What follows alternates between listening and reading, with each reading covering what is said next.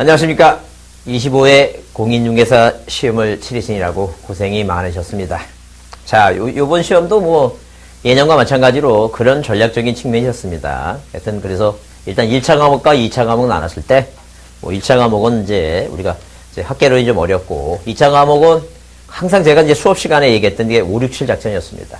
이 공인중개사법이 쉬워갖고, 자, 공인중개사법이 만약에 75점 이상만 맞으셨으면, 이 공법이 50점이고, 이 공시대법이 55점이나 50점, 60점 정도 맞으셔야 되는데, 특히 올해 시험의 이제 특징은 뭐냐면, 자, 이 공시법 중에서 등기법이 상당히 어렵습니다. 그래서 제 후배 강사들 중에 그 답을 찾는데, 책을 한 5문제를 책을 보고 찾았다느니, 네, 무슨 고시 수준이니, 그런 얘기가 많았습니다. 그래서 하여튼 그 시험의 전략을 짜지 않고, 앞으로도 마찬가지지만 전략을 짜지 않고, 그냥 시험 문제 나온 거 갖고, 내가 꼭 60점 맞겠다. 그런 전략은 안 되는 것 같습니다. 그래서 올해 특히 이제 공법 같은 것은 11문제 정도가 그 교과서에서 벗어난 문제가 나왔다고 하는 거 보니까, 여러분이 만약에 혹시, 자, 올해 운이 없으셔갖고, 떨어지신 분이 만약에 다시 공부할 때는 그런 전략을 꼭 짜셔갖고, 하여튼 공인중개사법이 75점 이상을 맞으셔야지만이 국가 정책상 시험에 합격할 수 있다. 왜냐면 공법을 이렇게 어렵게 내면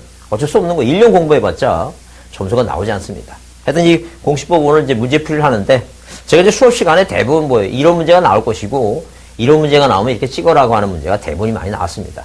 그래서 이제 여러분 이제 딱 보셔갖고 당황하지 않으시고, 제가 이제 시키는 대로만 했으면 이제 점수가 나오실 텐데, 그게 이제 시험장에 가게 되면 아무 생각이 안 납니다. 문제 딱 보게 되면 갑자기 지문이 만약에 어렵거나, 아니면 좀 지문이 길거나 하게 되면 아무 생각 안 내시는데, 일단 또 끝나고 나서 한 2번 보고 3번 보면, 아, 이거였구나라고 이제 생각이 드시는데, 좀 그렇게 안타까운 점이 있습니다. 하여튼, 자, 이 합격하신 분들한테는 하여튼, 영광을 만약에 그 합격에 축하를 말씀드리고, 하여튼 떨어지신 분들한테는 심심해, 자, 유감의 말씀드립니다. 일단 문제풀이 하겠습니다.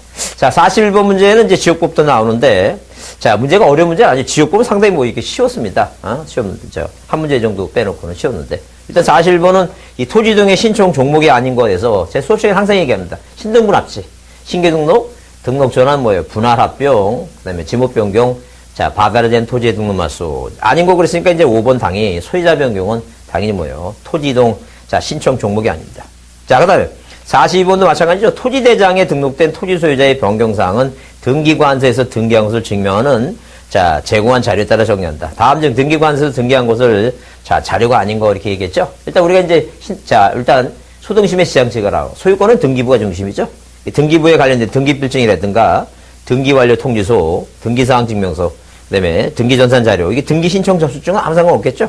자, 이래서 4번이 일단 답입니다.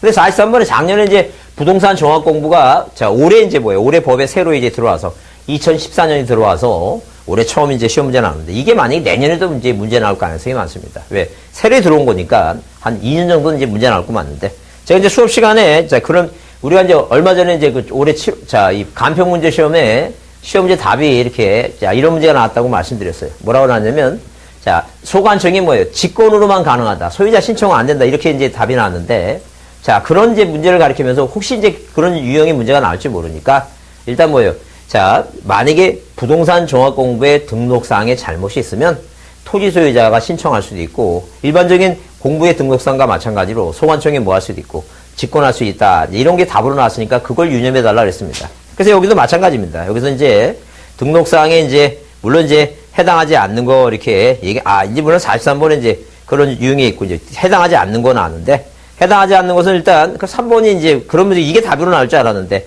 토지 이용인데 이동이라고 해서 틀린 답으로 나올 줄 알았는데, 거기 4번에 부동산 보상에 관한 사항 나오죠? 이 보상에 관한 것은 공익사업을 위한 토지 시등이 보상에 관한 법률에 대한 얘기는 이 부동산 종합공부에 아니기 때문에 그게 답입니다. 자, 그 다음에 44번에 측량 수로조사 및 지역에 관한 법률, 지적정리 통지에 관한 설명 중 뭐한 것은 틀린 거 그랬습니다. 틀린 거 그랬는데, 일단 이것도 이제 우리가 계속 지금 4년 동안 문제 시험 문제 나왔습니다. 그래서 제가 수업 시간에 이런 말씀 드렸어요. 등록하면 녹이니까 이렇게. 자, 이런 식으로, 자, 만약에 등록하게 되면 녹이니까 이 녹이게 며칠이라고 이거 7이라고. 이거 꼭 외우라 그랬어요. 접수받은 접수 며칠이라고 이거 접수 15일. 이거 외우라 했어요. 이게 시험 문제 계속 지금 4년 동안 답으로 지금 나왔습니다. 올해까지 나왔기 때문에 이게 답이라고 수업 시간에 계속 말씀드렸습니다. 이것만 외우신 분은, 자, 이것만 외우시면 답으로 충분히 찍습니다. 물론 이 취지는 뭐예요? 자, 소관청이 직권으로 뭐예요? 토지 이동 사유가 생겨서 공부를 정리하게 되면, 자, 누구한테? 소유권자한테 네가 안 했으니까. 그래서 이제 수업 시간에 보통 보게 되면, 만약에 뭐예요? 지금, 자, 전이라고 하는 땅에다가 뭐예요? 집을 만약에 졌으면, 지금 대장상 뭐예요? 자, 대장상 이 전을 소유권자가 토지 이동을 신청해서 뭐로 바꿔야 되는데, 이거 대로 바꿔야 되는데, 이걸 안 했다는 얘기예요. 그러면, 소관청이 뭐 했다? 직권을 하게 됐다. 직권을 하게 됐으면, 자, 이 소유권자가 누가 갑이라는 사람이 모르니까 얘한테 뭐 해주라는 게 이거. 통지를 해주는데, 통지해주죠? 그런데, 만약에 지금 등기부가 없이 지적 공부만 있을 때는 공부에 등록한 날부터 며칠이고, 7일이고, 그 다음에, 만약에 등기부가 있다면 등기부 표제부를 부동산 표시 변경을 촉탁해서, 자, 촉탁한 다음에, 그 다음에 뭐예요? 자, 등기관이 뭐예요? 이 등기가 완료된 다음에 완료 통지서 보내주죠?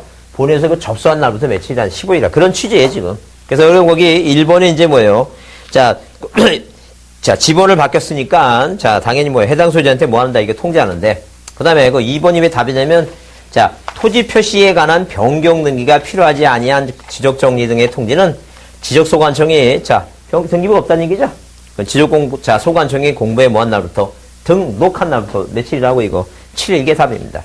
자, 그래서 이게 문제가 좀 지문이 길어서 그렇지 수업 시간에 제 강의를 잘 들으신 분은 그것만 외우라 그러면 뭐예요? 딱 그 외운 거 등록농독 7일 이것만 외우시면 답이 충분히 찍을 수 있었습니다. 자, 그래서 일단 그 2번이 답이고 나머지 이제 거기는 뭐예요? 다 같은 개념이고 4번은 당연히 접수 15일이고 그죠? 자, 그 다음에 45번은 뭐예요? 자, 지적공부에 등록하는 면접에 관한 설명이 틀린 거랬습니다. 그래서 우리가 자, 작년에 이제 요번 시험에는 자, 2장 등록사항에서 지번하고 지목하고 뭐예요? 경계하고 면적. 제가 이제 수업 시간을 했습니다. 자, 지번과 지목은 시험 문제 거의 매년 나오는데 올해 좀 빠진 경우가 있었어요. 근데 지목은 매년 나온다. 근데 지번이라고 하는 것은 뭐예요? 우리 13회 때부터 출발해서 13회 때 나오고 14회 때 안 나오고 이렇게 1년에 한 번씩 이 번갈아 가면서 안 나오다가 요 최근 애들은 많이 잘 나왔는데 하여튼 지목은 매년 나온다 그랬을 때 제가 이제 확실히 지목은 매년 나옵니다. 근데 지번은 올해 빠졌는데 그 다음에 이제 그 뒤에 이제 47번 문제도 나오겠지만 경계에서는 작년에 어려운 문제가 이제 토지분할 나왔으니까 자, 항상 뭐 지상 경계가 나올 것이다라고 제가 적중했습니다. 자, 이런 식으로 자, 면적도 마찬가지입니다. 면적도 우리 원래는 뭐예요? 원래는 그 단수 처리가 문제가 나올 것 같은데 이 단수 중에서 쉬운 게 나왔습니다. 땅값이 비싼 500과 600분은 뭐예요? 어디까지? 0.1 제곱미터까지 만약에 등록하는데 0.1이 안 되면 무조건 얼마로 해야 돼요? 0.1로 합니다. 근데 축척이 이제 싼 얼마부터? 1000분의 1부터 축척이 1000분의 1부터 어디까지는 자 6000분의 1까지는 땅값이 뭐하니까 싸니까 당연히 뭐예요? 1제곱미터까지만 공부에 뭐 한다는 얘기예요 이거 1제곱미터간 공부에 등록합니다. 자 그래서 이제 문제의 유형을 이제 그런 식의 유형이기 때문에 1번은 면적은 뭐예요? 자 면장이니까 면장이죠? 자 근데 여기서 이제 그 개념이 2, 3, 4번 나왔지만 여기는 뭐예요? 공부의 등록사항 중에서 우리가 자, 꼭 암기하라는 게 있었죠? 그래서 꼭 뭐예요? 소지공소대장은 공대 나왔는데 자, 뭘 갖고 있고? 목도장 갖고 있고. 그 다음에 자, 이 경주에 사는 자격면장은 뭐예요? 축도장 갖고 있고. 그 면장 그랬을 때 면장은 어디에만 있는 거예요? 대장에만 있는 겁니다. 경계점 좌표 등록부에는 절대 뭐가 없어요. 이 면적이라는 게 없습니다. 그래서 일단 1번이 답이고 자, 2, 3, 4, 5번은 마치 600분의 1은 뭐예요? 자, 뭐니까? 땅값 비싸죠? 자, 제곱미터 한 자리까지 하고 1200분의 1은 당연히 뭐예요?